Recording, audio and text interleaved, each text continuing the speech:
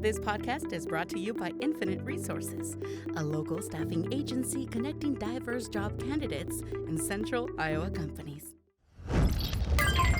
Amplified.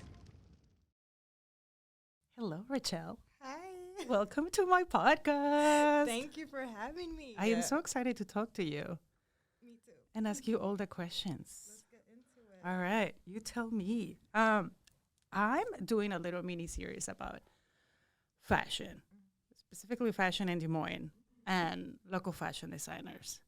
I know you a little bit personally, but not enough to know everything about your brand and your designs.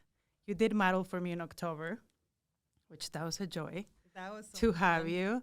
But yeah, basically I want to know everything about your brand and you being a mother and the work that you do for our community as well. But let's dive in first with your fashion brand. Okay. What do you want to know? It's called Rachel Rochelle Reloaded. Yep.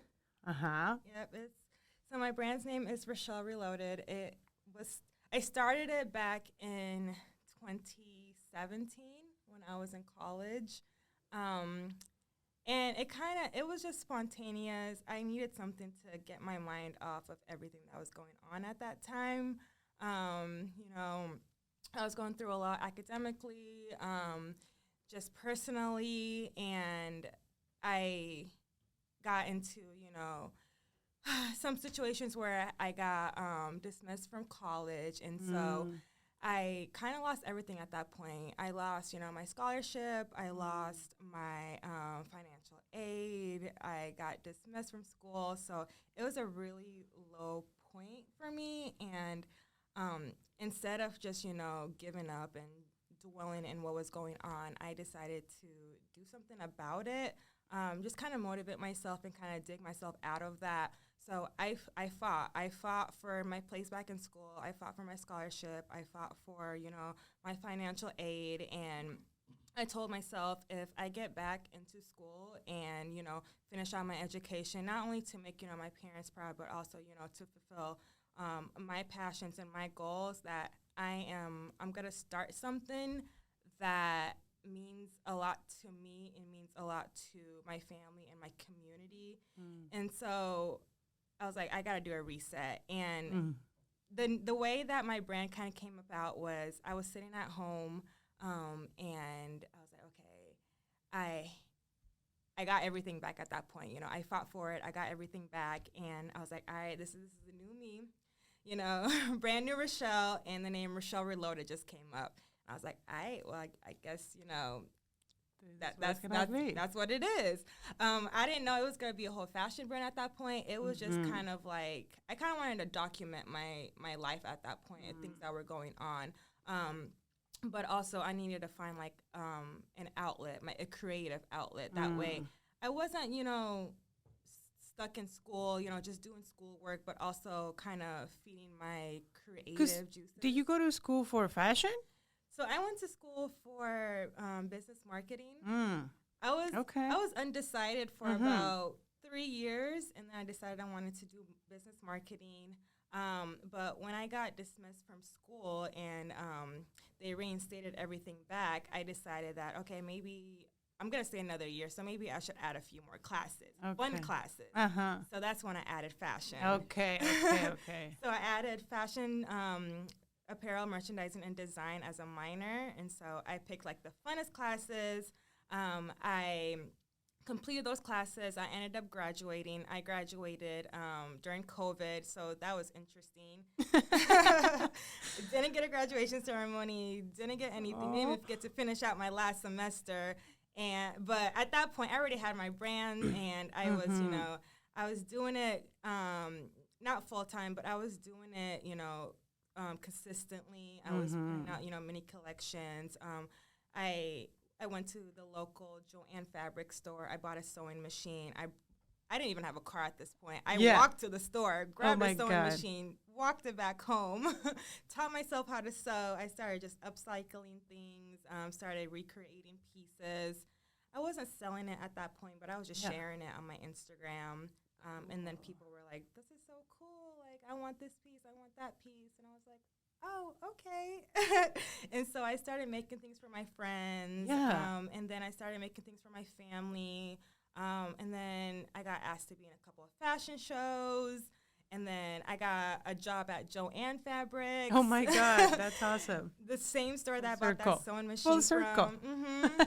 from. You know, so I was getting discounts on fabrics Oh and my all types of God, things. that's amazing. It's perfect. And then I met a lady. Her name is Jade, and she owns a shop in Ames called We the Dreamers. And you were living at Ames at the I time? was living in Ames.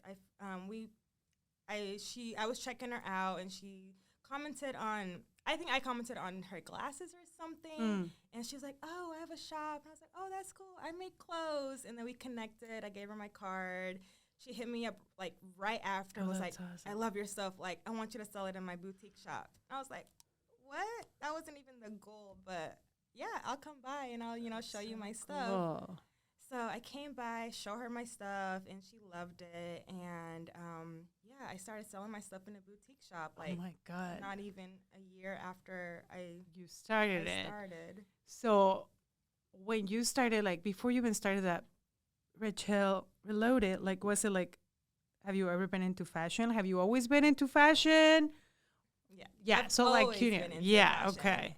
I've always been into fashion. I've always had an entrepreneurial spirit. So even, you know, in middle school, high school, I was selling like bracelets. I made like love that. T-shirts, and I sold T-shirts. So I was always doing creative stuff. And we thrifted a lot.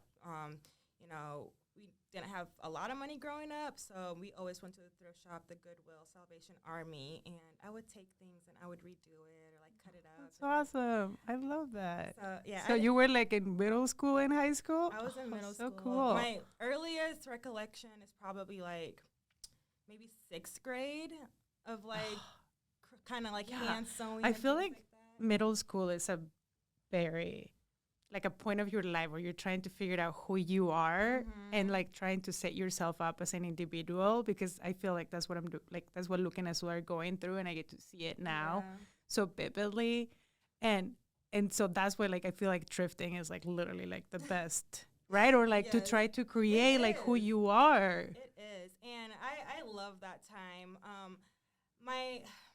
The only thing is, so when I graduated high school, I didn't think fashion was a reasonable like career path for me. Tell me why.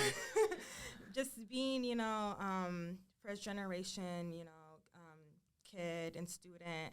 I thought that I had to do something, you know, You have to be a doctor. or like lawyer, something accountant. like that, you Yeah. know, that can get my family, you know, build that generational wealth. Fashion was just not, in my opinion, I didn't think that it was just The books for you. yeah, but I was wrong because my parents support me 100%. I was just gonna ask that. They look like they support you. Yes, they love what I do. My mom, she's awesome. like, hurry up and get a store so I can come work for you. Oh I was my like, God. I'm working on it, Mom. I love that. Yeah, so it was a good surprise to have, knowing that, you know, my parents supported me through Yeah. the situation. I mean, of course, had to go through some rough paths before getting there. But I think like that is like, because I was just talking to another guest that you know, Nikia, and for her it was like, I didn't know that you could make money. Yeah. You I know, didn't. for working on fashion, Yeah. right? And for me, as I'm also like an immigrant, like it's also like I couldn't just be creative because that was not, that wasn't gonna help. Yeah. That wasn't gonna work. It had to be something else. But lucky for me as well with you, like my mom, super supportive from the very Yes. beginning, I you love know, that. and still is. But we don't allow ourselves to like daydream like other people are allowed to daydream with all of this crazy steps and careers. But I'm so glad you allow yourself to do that because you make some awesome stuff. Thank you. Tell us what you do, because I obviously know what you do. Yeah. But it is such a, like, it's such a cool thing what you do. So if you can walk us through your process, that would be awesome. Yeah. So I take unwanted fabrics, unwanted textiles, old clothes, whether it's secondhand, thrifted, donated, just anything old, and I repurpose it into fashionable and wearable art. So I drop like mini collections, and each collection has like a meaning behind it. And so my last collection was the Tapestry Treasures collection. So I took old tapestry blankets, like the one I'm wearing today. Yes. So like old like grandma blankets is what people Right. like to call them. Yeah. And these blankets just have so much meaning to them. Like they've been passed on from generations, and they hold a lot of, you know, energy and value within the fabrics. And when I come across them, I don't want them to go into the landfills, because it's like, Yes.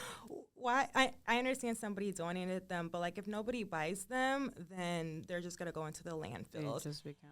So I take those blankets and I create outfits with them. But not only blankets, I take, you know, like tablecloths, curtains, other blankets, vintage fabrics, anything and everything that, you know, I can turn into wearable fashion is what I do.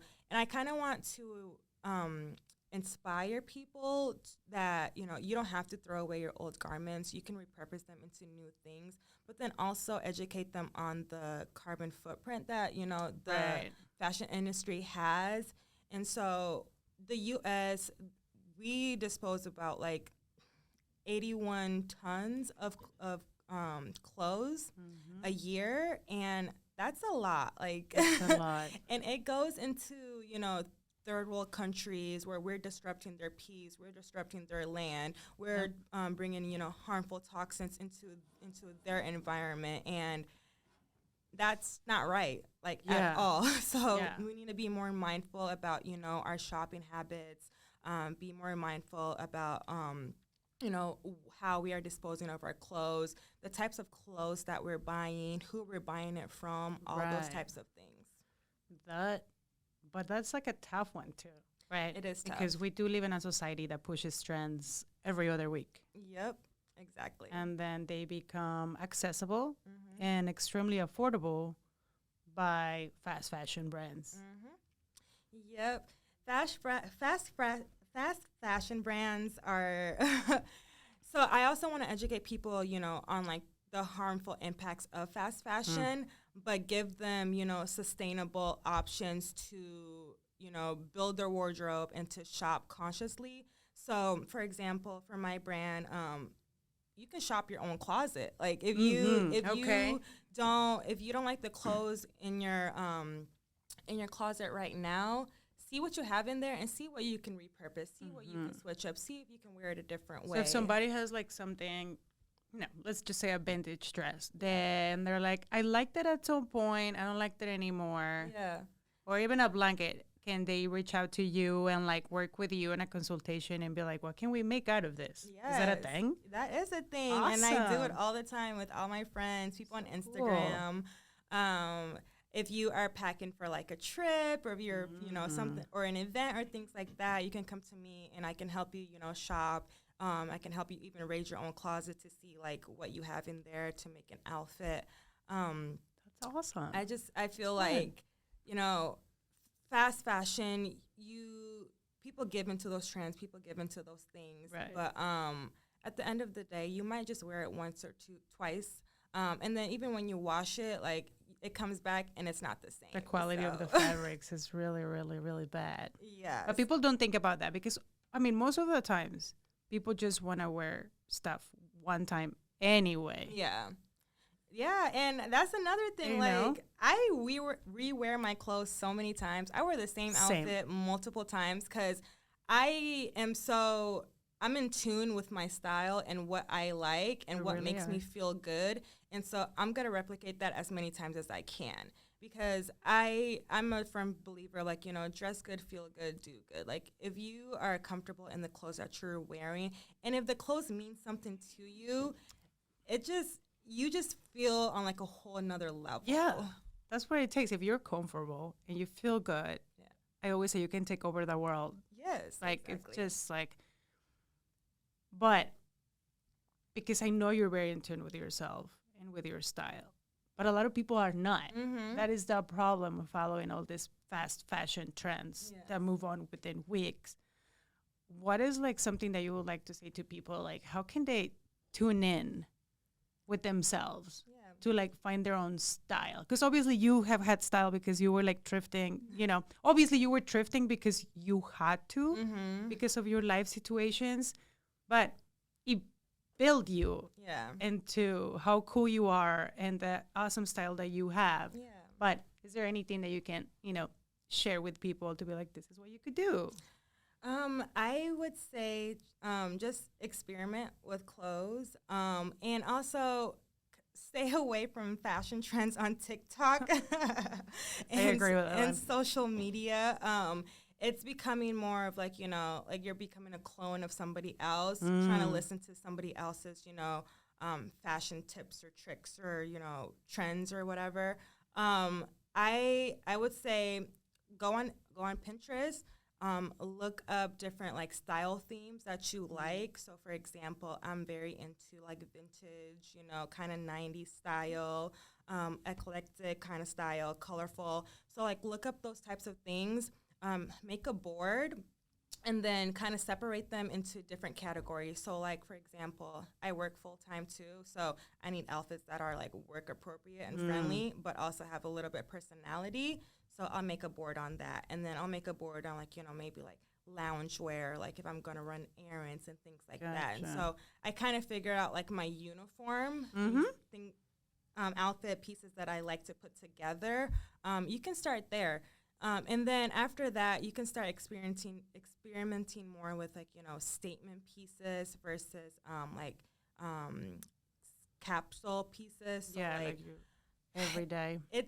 I'm still working on it. It's going to take a long time. It does not happen overnight. Yes, definitely a process. I'm still working on my own personal wardrobe. I'm not there yet. I probably won't be there yet because my style is constantly evolving and changing. That's the fun part about it. But just doing research on the pieces that you like is what's going to get you one step further into, kind of figuring out your personal style. Yeah. Has your style changed since you became a mom? Yes. How old is your son? He is 2. He's going to be 2.5 at the end of March. Oh my God. Yeah. Cute. It's definitely changed a lot. I think now I'm just trying to be comfortable. I bet he runs a lot right now. Yes, he Very runs active. a lot. He's jumping on everything, like climbing on everything. So I need clothes that are like, comfortable. Like if I need to get down and play with him, like I need to be able to do that. Right. But also, I like to go out, I like to have fun. So clothes, that make me comfortable when I'm going out, but also make me feel, kind of feminine and, even like sexy and things like that. So it just depends on the mood and like the time of day and like things that I'm doing. And where you at? Yeah. I love that. So you have a son that is 2.5. Where are you originally from? So I'm originally from South Sudan. I moved to America when I was about 3 years old. So I've been here for 20-something years, 23 years. And I came with my mom, my dad. I have one sister and 2 brothers that came with me. And then my mom had 3 more kids, 3 more brothers. So there's 6 kids total, and then my mom and dad. Fun. Yeah. Big family. It's so fun. I love it. Never boring. I love my family. That's awesome. I'm big on family. I love my family too. That's awesome. You were 3 when you got here, and you guys came straight to Des Moines. Yep, straight to Des Moines. Yeah. Yeah. So you're just like me. Like I've been here long. I've been in Des Moines for 20 years, which basically, it's just I've been here longer than I was ever that I ever lived in Mexico. Yeah. Ever. Wow. How does that feel for you? Do you? It feels. I feel like I was so young that I feel like Des Moines is my home. I mean, South Sudan is definitely home too, but all I've known is, Des Moines and Iowa and how I grew up here. But I still, have contact with all my aunts and uncles.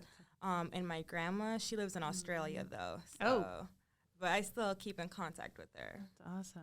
Were your siblings a little bit older than you, or were they small than I'm you? the oldest. Oh, girl. Okay. So- Because I was like, maybe they can remind you stuff, but you're the oldest. No, I'm the oldest. So yeah, but my parents do a great job of, still like keeping us in the loop of things that are going on and not making us forget where we're from. That's awesome. Yep. And Yeah. I have this bracelet, South Sudanese bracelet that I wear all the time. Beautiful. Beautiful. I think it's kind of hard to forget too, right? When your parents are the ones that brought you here, it's almost like they're not going to let you forget about it either. No, Like, they're not. I did that, so you can do this. Like, you can definitely do this. Yes. That is such like, Definitely. Oh, my mom inspires me so much.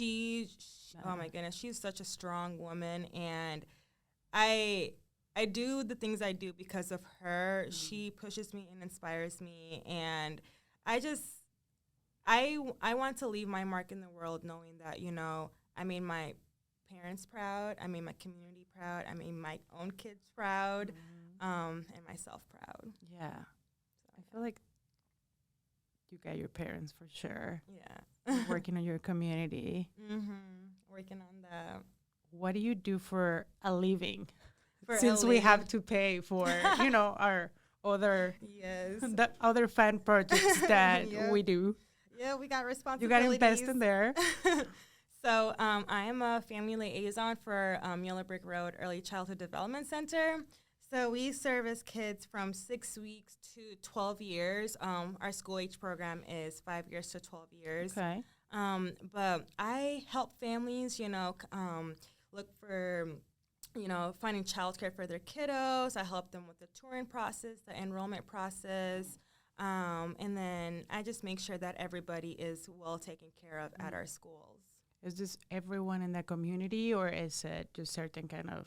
Yeah, so we have 10 locations. Oh, We wow. have, Okay. 3 in Ankeny. We have West Des Moines downtown, 2 in Grimes, Huxley, Polk City, West Des Moines, Norwalk. So we have a lot Wow, of locations. Yeah. Did you started this job or this line of job because you had a son, or was it already in your I radar? started it because they had a marketing position open, and Okay. I also do marketing too. So I help with put on events. I help with any other community engagement, things like that are going on. I applied for it because I felt like it was a good position that I Okay. could really have an impact on the families and the kids and the community that I'm serving. That's awesome. You have an event coming up that you've been putting together for them. Yes. Tell us all about it. Yes. So we are doing a Black History Month event on Saturday, February 24th from 10 to noon. And it is going to be an epic event. So we are having an ice cream social, and we're going to highlight the African-American inventor who invented the ice cream scooper. Oh. So we're going to have an ice cream, kind Cute. of parlor. The kids can make their own ice cream sundaes and, kind of learn about the inventor. And then we're going to have an art and history museum. So we're going to highlight other inventors and other Black historical figures. And then we're going to have dance and music and movement. We're going to have some the raw African warriors. And so they're going to come and they're going to do, they're going to show them some African dance moves for the kiddos. So and we're going to do fun. break dancing, have music and food. So it's going to be really fun. Sounds so awesome. We'll make sure we will link it so people can Yes, it's open to the public, all ages. go and check it out. That's awesome. At our downtown campus. Very cool. And you put that all together? Yes, well, me and my team. Very cool. Yeah. me and my So you get to be coworkers. creative in your job too. Yeah. Yes. I love it. I get to Yeah. be creative all the time. And they support. They support what I do on the side too. So that That's means awesome. a lot. That's awesome. So when's the last time you dropped your last collection? Was it not too long ago? It was sometime, January-ish. Yeah. Yeah. But I'm dropping another one. Okay. When is that? What's your process for time? Or you're just whenever you feeling it? You do it, or do you have like a process? I'm trying to be a little bit more organized, but I feel like right now, just, I'm focused on my full-time job. I think that, what I do there is really important. What I do really with is, Rochelle yeah. Reloaded is really important as well. Yeah. But I do have bills to pay. Right. And I have responsibilities and obligations. But for Rochelle Reloaded, I just, whenever I'm in the mood, really. Good. I think that's when the best comes out. Yeah. Because if you're like on a deadline, it kind of becomes like, I mean, I guess I can speak personally, like if something has a deadline, Yeah. I'm probably not going to enjoy it as much. Exactly. And you're probably not going to get the best of me because as a creative, like, I don't want you to tell me what am I supposed to do and when I'm Yes. supposed to do it. Yeah. It's kind of like, I'll do it. Okay, so you're going to drop one. Yes, so I'm actually working on it right now, and I'm gonna drop it Love on it. the 24th. Okay, too. okay. So I'm dropping it. Fun. Next Saturday, and it's gonna be a mini collection. But like I said before, all my collections have meaning behind them. Yeah. So that's why when I drop them, I kind of want it to be well, planned out and thought out and curated. So this time I'm working with quilts. And Okay. quilts have so much meaning and history behind them too. Yeah. Because someone sat there physically and sewed every single patch together. For hours and All hours those and days things. and days. Yes. Yes. And to see them, almost be thrown away hurts my Right. heart. I know. So I have a collection of quilted upcycled jackets, Okay. and pieces, Hmm. and bags. So I'm it's gonna be excited. fun. I'm excited to see that. Are you gonna drop it just online and people get to buy it, or are you taking it to the event, or are you gonna have another event? It's undecided. Okay. It's undecided, but Okay. I think it's going to be online for sure. It's going to be on Instagram. Okay. I like to give people an option to purchase online Right. if they can, if they're not in the area. And then people can just DM you, right? If they want to Mhm. buy a piece from you. Yeah. So it's up in the air. Like Okay. I kind of work, spontaneously Yeah. too, depending on what's going on. But it's coming out. Yeah, but I think that's like the exciting thing about you. You keep it fresh Yeah. every time. So that's the thing. It's always like, oh, drop a line. So then you can get excited about stuff. Yes. And I also noticed that you take care of yourself too. Oh yeah. There was like a collection that you were working on, and then it was just kind of like not happening, and you posted, and I was like, I have to take care of some stuff, so I'm gonna like Yeah. push the deadline, and then you did. Yeah. Tell us about that, because that's important to take care of yourself as well. Yeah. I feel like, my thing is communication, with my community. I've built my community now. It's been maybe like 5 years. So Totally. I have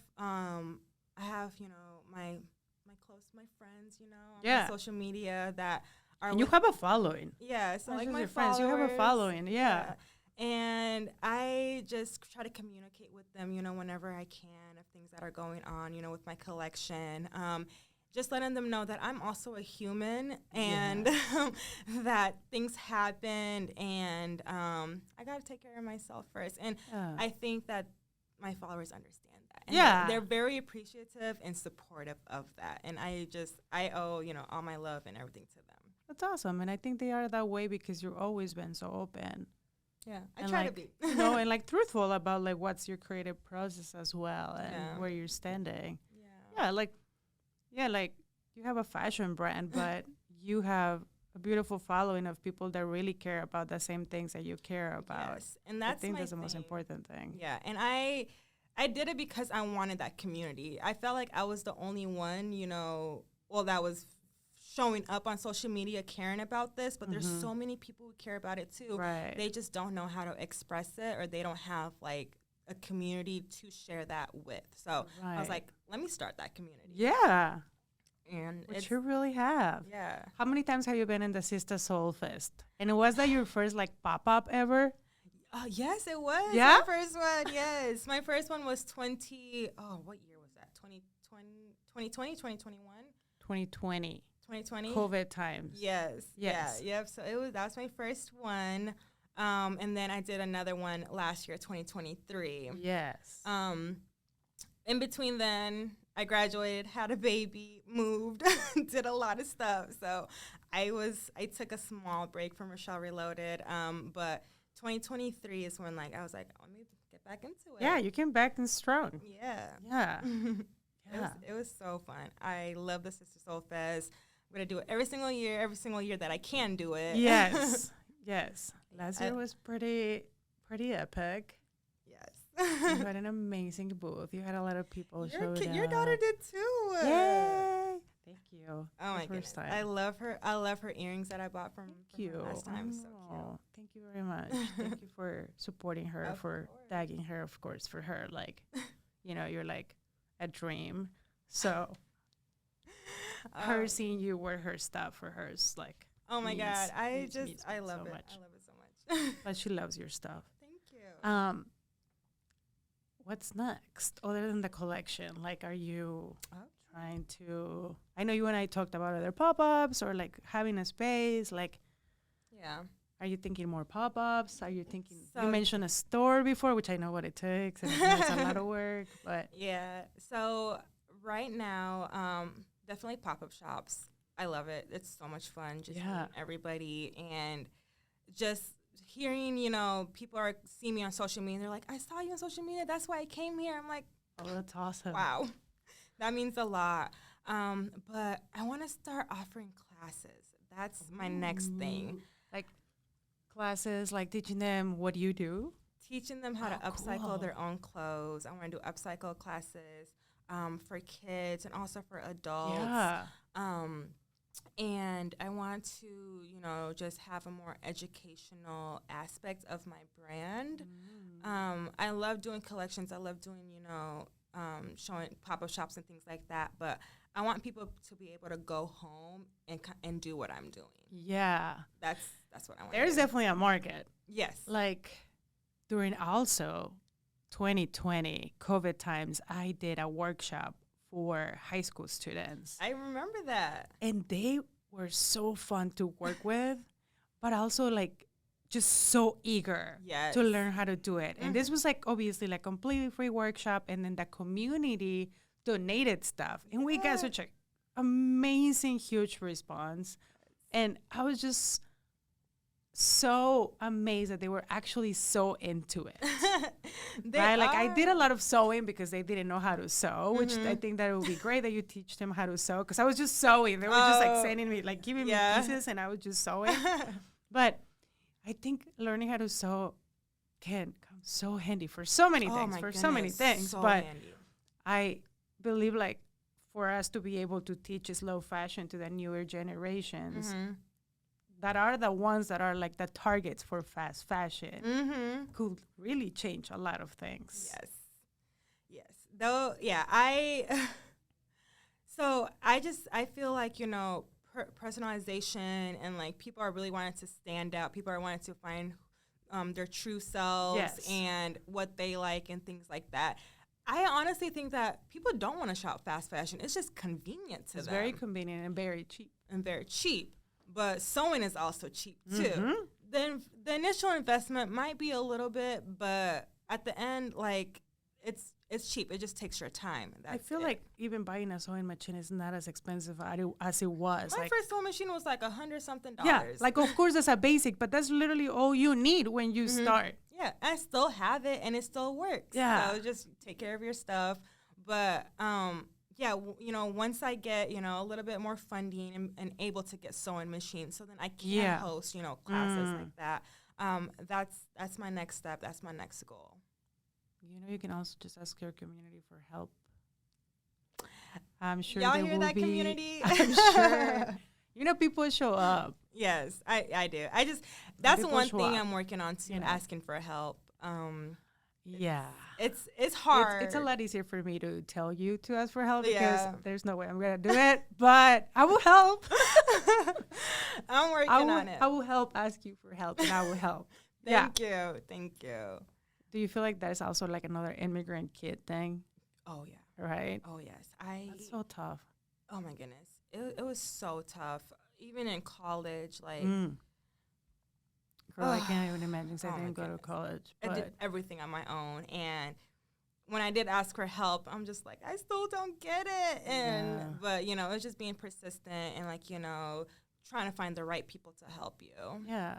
It's just you gotta work hard, you know. But it's worth it at the end. But it's also good to ask for help. It is. I do feel like there's a lot of things about Iowa and Des Moines that I don't really like, but there's a lot of things that I do like. And one of those things is like community does show up for you. They do. You know, and more when you have this broad plan of like helping, Yeah. you know, the younger generations.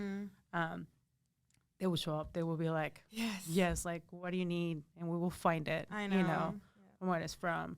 Like, Well, that's I think good to everybody hear. believes in investing in our younger kids equally as well, or people that need hobbies as well, you know? Yeah, it is a good hobby. Yeah. It's yeah. so fun. Yeah, for sure. And that's another thing. Like, I mean, I do make money doing what I do. Right. But I invest that money back into it. So it's just like, you know, it is a hobby for me, but I also want to pass along, you know, the inspiration and the education of what I do. Yeah, I told Nikia before I recorded with her before you, and I was like, yeah, fashion ends up becoming a very expensive hobby.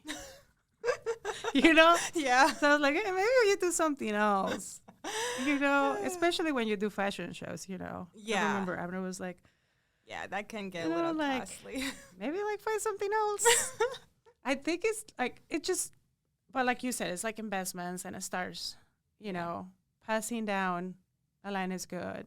I know whenever I do something, I make money, and then I'm like, I already put it all back. Yeah. Or like, how do you think I got those materials? Because that's, even if they're thrifted, you know, donated, things still cost money. So, still cost put money. together. And then you as an artist should get paid as well for what you're putting together, because it is work. It is. It takes time. You know, and that's the other thing that we need to teach, like, other people that want to do creative stuff is like, you should get paid. Yes. You should get paid. You should get paid. So it took a long time for me to start charging what my piece is and what I'm worth. It took me, honestly, like, I just started last year. Like pricing them well. Yes, I just started. started. For all the work that you do. Before, I was just lowballing myself, like, you know, barely even making money. How did you learn how to not lowball yourself? Honestly, I was on social media, and I'm looking at people like making the same things that I'm making, maybe not even as good as mine. Right. But because I've seen some people making stuff like it. And they're pricing it, you know, twice as much as what I'm pricing it at. And I was like, wow, okay.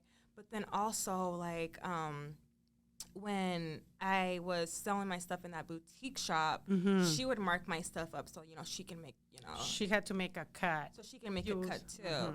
And I was like, they're buying it for that much? Okay, then I need to start matching that, because that's crazy.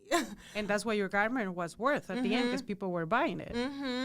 But, you know, I didn't really think of it in that way, because I was like, okay, maybe I can't do that, because I was selling my stuff online as well. So I was like, maybe I have to lowball it because it was online. But I was just like, nah, I'm just gotta price it, you know, what I think it's worth. Yeah. And it is worth it because people are buying it. And, you know. Obviously it works, and it totally is. Yeah, thank you. Yeah, you make great stuff. Thank you. Yeah.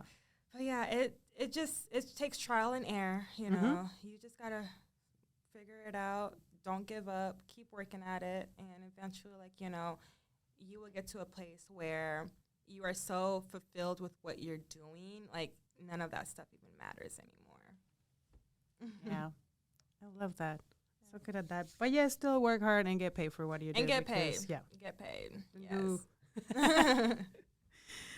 Well, Rachel, thank you for coming to the podcast today. We'll make sure we link your event because it sounds amazing. I adore you as a human, and I admire you as a designer because you're so fun. So we'll also link your Instagram page in there, because what you do it is definitely super, super cool, innovative, and, you know, helping with slow fashion is pretty much like also my main concern in life. So it's really fun to see somebody that makes it look so cool and refreshing. And Yeah, thank you for coming. I appreciate you guys having me. Yeah, of course. It's going to be awesome. Good luck in the event. Thank you. And on the drop line. Yes. I'm excited to see it. Yes. Follow me on Instagram. Yeah, give us the handles. What are they?